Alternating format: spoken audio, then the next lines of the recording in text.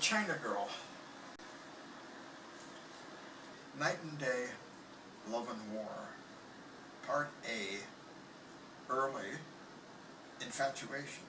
The first time I saw your legs, coming up the basement stairs, beautiful, strong, coiled around each other like snakes, the muscles tight, pulled in a knot, the calves full to the brim, just the way I like it. Walking up the stairs.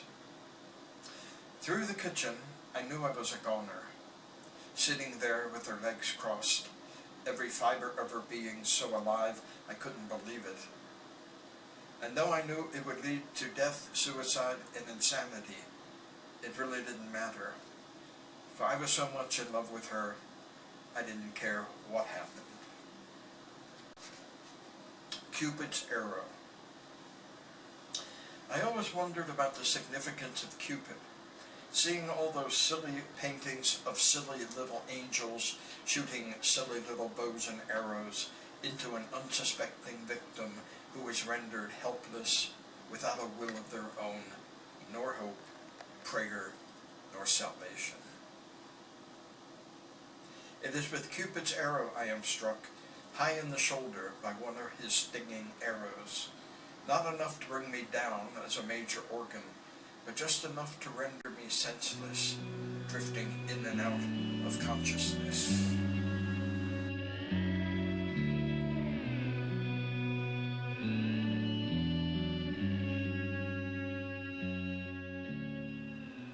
A teleological perspective. And then I pictured what it would be like to have those incredible legs coiled around me, taking me places I'd never been before, but had only dreamt about, and how, after a lifetime of trials and tribulations, I had at last found redemption, or why else was she delivered next door with only a 4-inch wall between us, that there is a God after all, and a reckless belief in happy endings.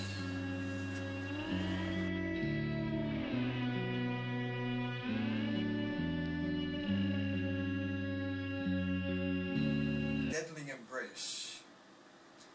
In my mind's eye, where most of my love affairs take place, I was already making love to her, and oh, how she could make love.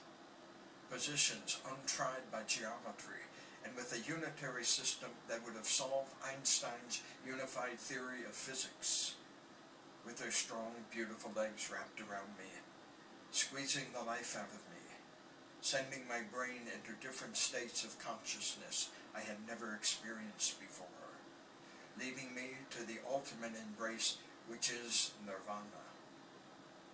But she would not let me touch her. The prophet. I had spoken with Tomas in the plaza and told him how I regretted not being a great lover because of all the beautiful women in the world, past, present, and future.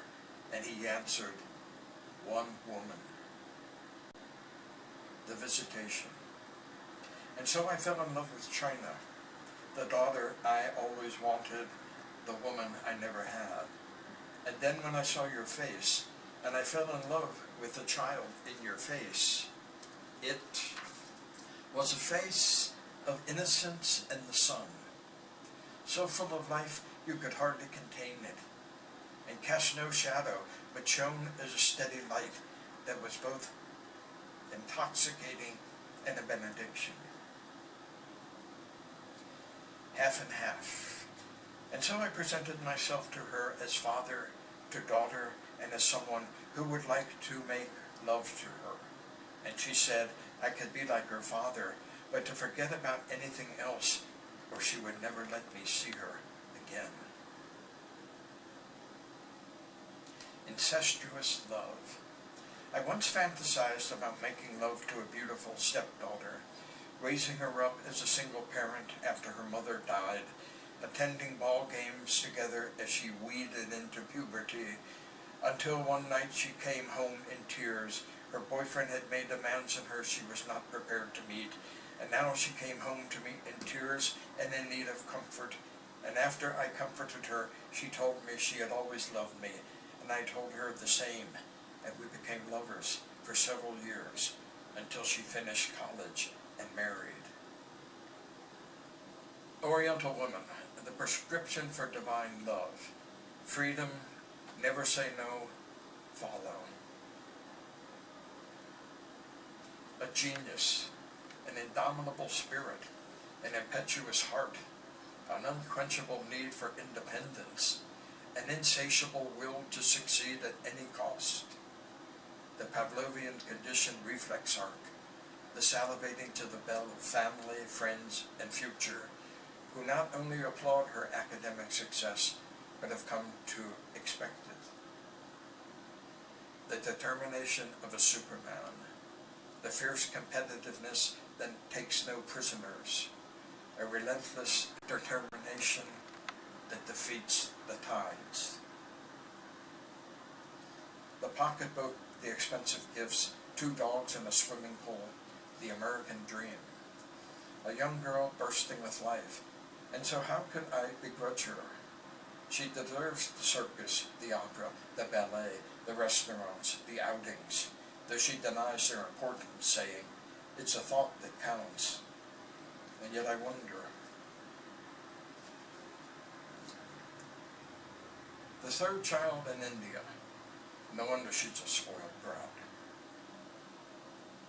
Besides, she will go to the highest bidder.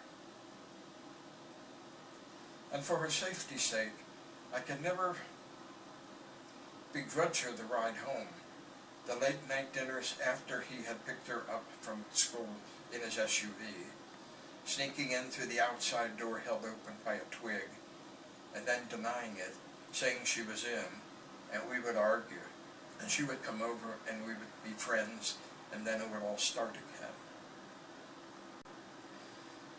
4 major scenarios. 1. A blitzkrieg whereby I would sweep her off her feet, that we would have sex from September to January with at least 3 orgasms a day, each one more incredible than the last, and at the end of which time I would decide whether or not I should continue, whether or not she had given herself to me in ways other than sex, or just to end it there, tremendously grateful for the sexual windfall that had befallen me so late in life. 2.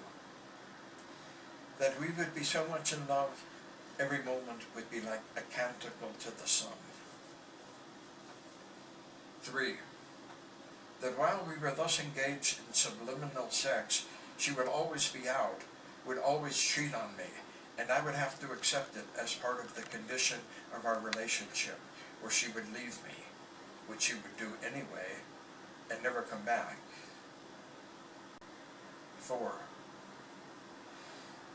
That she would kill me in coitus, and since my life wasn't going anywhere, why should I care?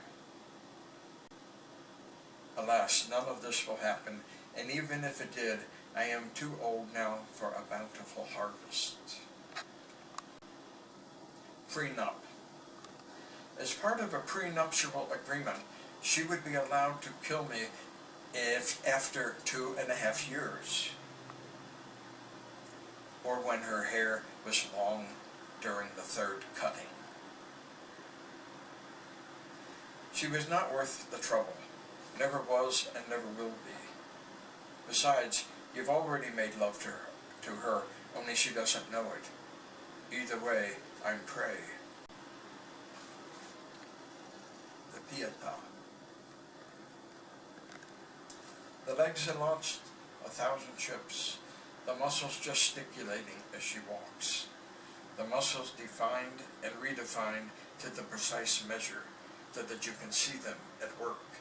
But if only in the throes of passion with me. The female strength, not stiff and lifeless like the statues at the Uffizi before I saw the Michelangelo. The Christ taken down from the cross, the legs curled at the calves, like the way she twists her ankles when she walks. The confluence of muscles as she kicks off her heels, like autumn leaves scattered in the litter, or a Socorro wind that breeds uncertainty, and so consumes her in a Dionysian fire that is both my source of love for her and my concern. Breadmaker. She makes bread flawlessly, even when she burns it. It is perfect, just the right amount of energy. I can never match her. She moves from a source that is beyond me. Though we've not made love, I'm a slave to her anyway. Valley Spirit. Early in her room, when she controlled my every move like the flitting of a fly, and any mention of the word sex was met with threats of violence, of never being allowed to enter her room again, of never being allowed to see those beautiful legs again, the strength of her pose, her fierce heart, her slip open halfway down the thighs. Chinese checkers. When I touched her, she shrieked, "Don't touch me," with the hint of Marlene Dietrich thrown in. And when we talked of sex, she declared, "I'm Chinese." Zen moment. In the kitchen, afloat among the clouds, our movements playing in and out like light and dark, and she said, "I like the way you play." Auto parts. I may as well go the route of an aesthetic, a stylite atop a pillar somewhere in the Egyptian desert. Only now I don't have to go to the desert, but the desert has come to me. Toward the end of my life cycle, with bodily size and automotive parts that have outlived their warranty. Ocean of love. I would like to fuck her till my balls run dry, till the oceans run empty and have time to refill, so I could do it all again. Don't waste your lips on words I've heard before. Kiss my tired head and each letter written, waste your hand. Young man, come and lead me to your bed. Lover's Lament. Right above the wave, and maybe someday she'll come back to you. Love tryst. Her legs beyond belief, the swell of her calves, the muscles wrapped around me, squeezing, so shapely and strong. I surrender myself in desperate moments. Wise counsel. But Sappho, she is but a child with a child's fancy, to be admired and nurtured in her pursuit of life, not craven for like human booty. She would be too much for you, young or old, living or dead. She has too much chi for me, or chi for me. She has the pulse of a wildfire. But Sappho, she is but a child, as willful as a wisp of wind, as brilliant as the morning star. She is a volcano waiting to erupt, and when she does, there'll be no stopping her. Chorus. She'll ruin your life, she'll ruin your home. Run for your life while you still have a chance. Run for your life while you are still able. She'll ravage your heart and break your spirit like the firebombing of Dresden. Her energy supersedes any understanding. She'll poison any stream she drinks from. Little tyrant, she guards her body weight as an alchemist his elixir. She eats the dew of honeysuckle to give her strength. She is so spirited, I hold my breath. She is critical of me when I lose my step, and to please stop wiggling my foot when I sit, and as I am hopelessly in love with her, I do whatever she says. She tells me I am too old, and that she would never let me touch her, and that she would never make love to an old man, and that if I ever mention the word sex again, she will never let me visit. I am only allowed to gaze on her, to pay her company, while she studies. I mustn't tell her a cat or a dog would do as well. Identical twins. I thought we could make it, for as different as we are, our neurological patterns are identical. A pilgrim's quest for divine love, or the Cathedral of Chartes during the Middle Ages.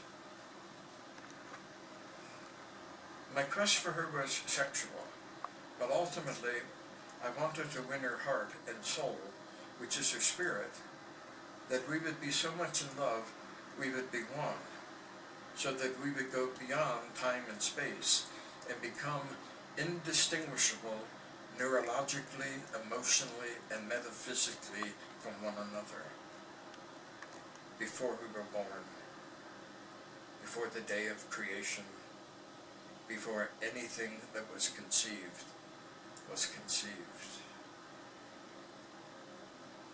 Sexual torture. That is what Oriental women are all about, sexual torture. Second time around, I am trying to be the adolescent I wasn't the first time around. The fix. It's electromagnetic, not what you have in common. I get angry at women because I think they should all love me. Sex is like riding the back of a tiger.